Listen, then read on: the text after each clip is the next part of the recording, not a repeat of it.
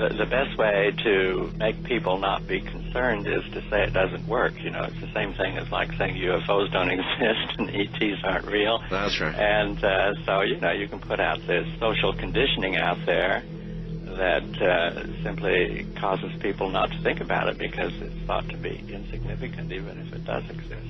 So you don't rule out the possibility that at some level it is still going on? Oh, I don't rule it out at all. In considering perception, you have to understand that it can be closed down. There are all sorts of processes that can limit a person's perceptual faculties.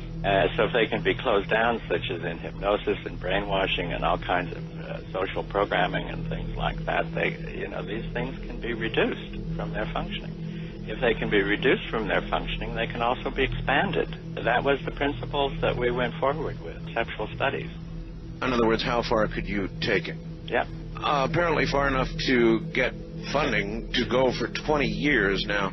Yes. We were all shocked. You had to produce results, though, really fast, so it wasn't just merely hypothesis. You had to put your results where your mouth was eventually. Balance of powers and the secrecy that goes on with everything, you know. Would you want to have high-quality remote viewing admitted as workable? I was told behind the scenes as early as 1973, we did succeed at demonstrating something along these lines at Stanford that eventually it would be obliterated, because if something like that becomes good enough, then it's a threat potential against everybody's closely guarded secrets. But at that time, during the Cold War, you notice that the program was closed down almost immediately that the Cold War was over with. Kind of development wasn't needed anymore because the American effort was a response to the Soviet effort, and when the Soviet effort collapsed and went away, then there was no need for it anymore in America. So now a publicity program had to get going saying, yes, we looked at it, but it didn't work, and hoping that the 20-year period wasn't noticed. If it really works, then we're still doing it. Even when we were working on it, it was a black program, especially after it got classified, which I encouraged it to be at that time just to protect the people working with the remote viewing. But if it's going on, then it's a black program, double black, triple black. So you don't rule out the possibility that at some level it is still going on? Oh, I don't rule it out at all, especially with regards to Japan and China. Yeah. Americans only respond to things. They very seldom take the initiative unless it involves money and territory. When I was in process of drawing it, it stopped dead in its tracks. It stopped?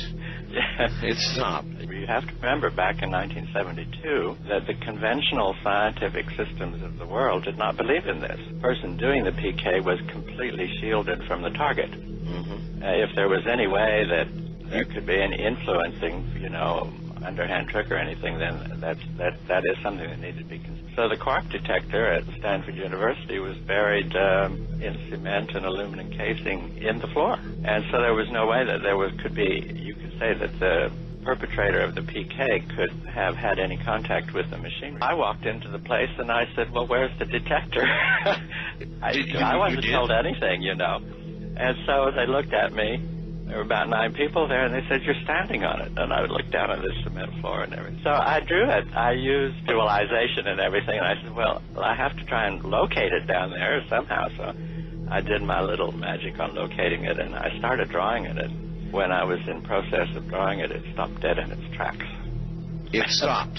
Yeah. It stopped? Yes, this had been running, and there was a nice sine wave going up and down. It had been running for, months and months and months. So then if I have this straight, the drawing of it would be what we perceive as remote viewing. The stopping of it would be what is psychokinesis, the ability to affect something. Well, I didn't mean to stop it. It just stopped. Somehow, if you can say it, my brain waves interacted with this mechanism down there. Yes. And it stopped. It went up, it broke its sine wave, and it wandered around for a while, and you could see 9 faces turn pale right around me.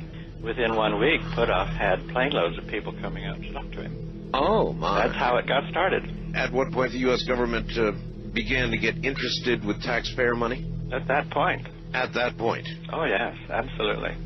The evidence coming out of the Soviet Union was quite dramatic, part of the evidence said that they were trying to train people to knock out other people mentally at a distance, And so this kind of thing gave substance to... Is that possible, Ingo? I think so at some but I would prefer to talk. That would have to be talked about in how people telepathically interact to begin with, which they do.